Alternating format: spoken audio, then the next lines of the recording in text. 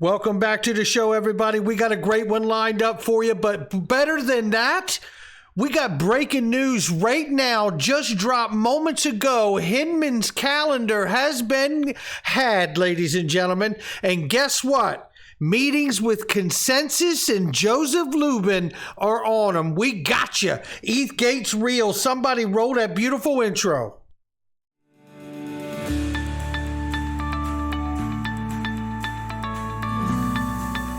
Digital Perspectives with Brad Kimes. Come on in.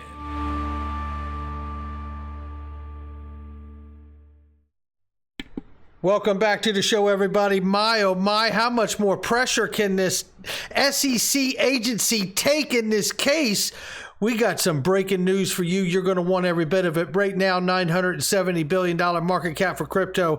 CoinPeprika, check out the app there. Bitcoin is 19,000, slightly over. Ethereum, 1,300, slightly over as well. And number 6 spot is 44 cent XRP. Right now, let's take a look at this. It's a reminder as we look at this information, how much longer is Ripple private equity going to be available? I really don't know. And with the evidence of what we're going to see, the pressure against the SEC has got to be mounting to an insurmountable level at this point. We're going to get into it, but if you're looking for private equity, not only is Ripple there, but so many other things, but there's a $5,000 minimum for Ripple right now. It's usually 10. Link underneath the video. Charles Hoskinson right here responding to Dow Kwan's tweet because there is a red issue or red alert or whatever it's called issue for him, and it's through Interpol. He says, I am not on the run or anything similar. He says, for a government agency that has shown interest to communicate, we are in full cooperation and we don't have anything to hide. And of course, obviously, I think Charles is his meme is working for me right there. FTX has scooped up Voyager Digital's remaining assets for a whopping $1.4 billion during the crypto broker's bankruptcy auction. So that's happened. And boy, I tell you, I can't wait to get to this information. Just in, Revolut gains regulatory approval to offer crypto services in the UK. So major headway there for Revolut. Shout out to them.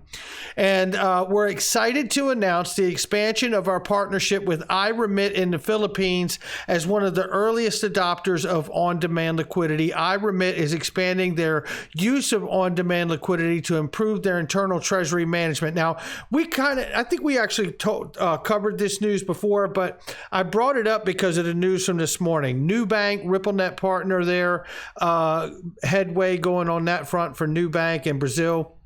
And then also the QR code information and payment systems opening up in Argentina, and that involves XRP and other cryptocurrencies in that. So I wanted to share that. This is Jerome Powell. He says there's a real need to better regulate crypto. Well, geez, Jerome. This, I tell you, here it is. There's a real need for more appropriate regulation so that as DeFi expands and starts to touch more retail customers and that sort of thing, so that appropriate regulation is in place. Sounds pretty thought out, Jerome. I will make this mention. I did want to say this around this news here. Obviously, he knows that there's going to be a stable coin, CBDC, I'm sure. It looks like USDC and whatever they come up with back end. But the thing we got to keep an eye on Jerome about is this right here. I want you to listen to this clip that he says about developing a CBDC and about lack of privacy. We think that there are 4 characteristics of, if we were to pursue a CBDC, it would at a minimum have the following 4 characteristics. First is intermediated. Second is privacy protected. But third is identity verified. So it would not be anonymous. It would not be an anonymous bearer instrument. Mm-hmm. And fourth is transferable or interoperable. So we would be looking to balance privacy protection with identity verification, which has to be done, of course, in today's traditional banking system as well. We think that there are 4 characteristics. And there you have it right there, right? And I mean, it doesn't get any more clear than that, does it? Ripple can meet all the needs of the U.S. central bank digital currency Will Ripple play a role with the feds and the CBDC? I sure hope so. Shout out to Bank XRP. And, I add to the point that I think Bank XRP is making there about public-private relationships. I said, this sounds like a job for the Digital Dollar Project. I'm tagging Chris Giancarlo, the head of that Digital Dollar Project, DDP, is saying, Chris, I think we're going to need you to explain to the Fed why public-private relationships are vital, along with adopting a value protocol, I believe, like the XRP ledger and the XLM ledger, held to a constitutional rights and standard to protect its citizens is important. And it really is important. And if we're going to get it right, I think we have to go that route. One thing I will say is I also see a two-tier system where we'd have a public-private relationship between a digital retail dollar like the USD coin and what we would all use, and potentially a CBDC, as he's discussing here, that could be wholesale back end and not be anonymous. Of course, nothing's really truly anonymous in a KYC AML system anyway, which is all is happening inside of that framework regardless. So we need some more details about what he's saying here, that is for sure. But, nonetheless, this is what he's saying, and we need the importance of a public-private relationship, but only if you get that held to a constitutional standards and the rights for the citizens. Because if not, what you get is what you see with social media platforms like Twitter and how they do outsource censorship for the government, depending who's in there. That's exactly what we've seen. Okay, so now with that, here it is, ladies and gentlemen, right here, fresh off the press from Eleanor Terrett. Breaking scoop, ladies and gentlemen.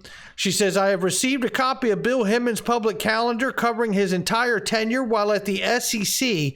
It's extensive, 189 pages worth, of which I am still combing through. But here are some of the standouts, and you are going to be blown away, ladies and gentlemen. ETHGate is real, in my opinion, and I think this is nothing but more solid facts and timeline evidence that proves exactly that. And as we're going through this information, I want you to imagine, what in the hell do you think we'd find in that email chain?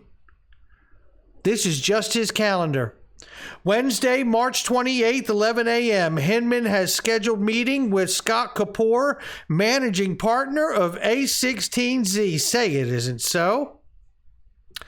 Get this one. Thursday, March 29th, 12:30, Hinman had a scheduled meeting with Consensys and the SEC corporate financial or finance official Amy Starr.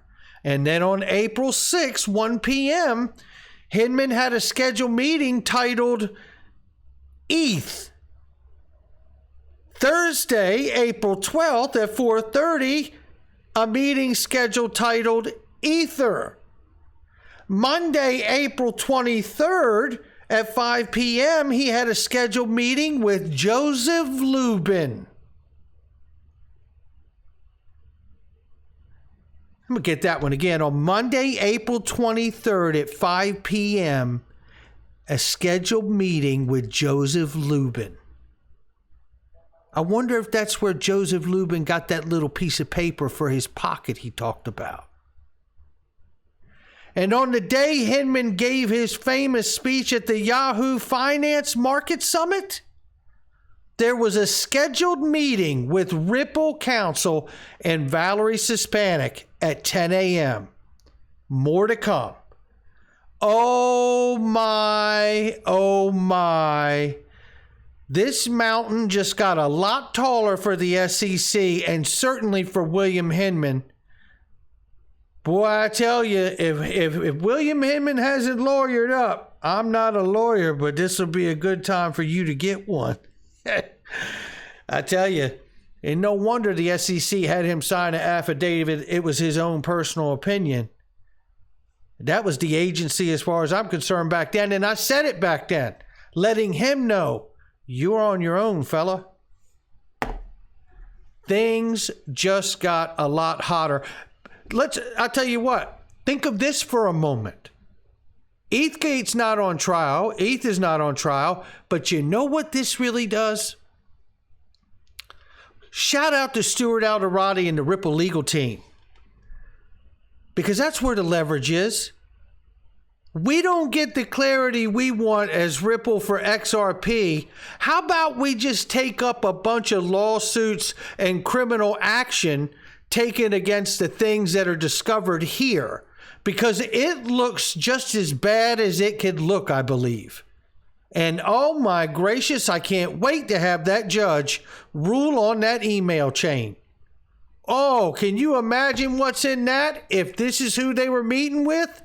I think we found out why they don't want us to see that email thread. XRP, ladies and gentlemen, Dark Defender says this is a bull flag, and it hasn't even started yet. Short-term targets are 72 cents. If we don't get that, look for your supports we found in the past. That's where we are on this day. Stay tuned for more. It is breaking as we speak. I'm not a financial advisor, and neither is anyone else on here, but that is my digital perspectives. I'll catch you on the next one.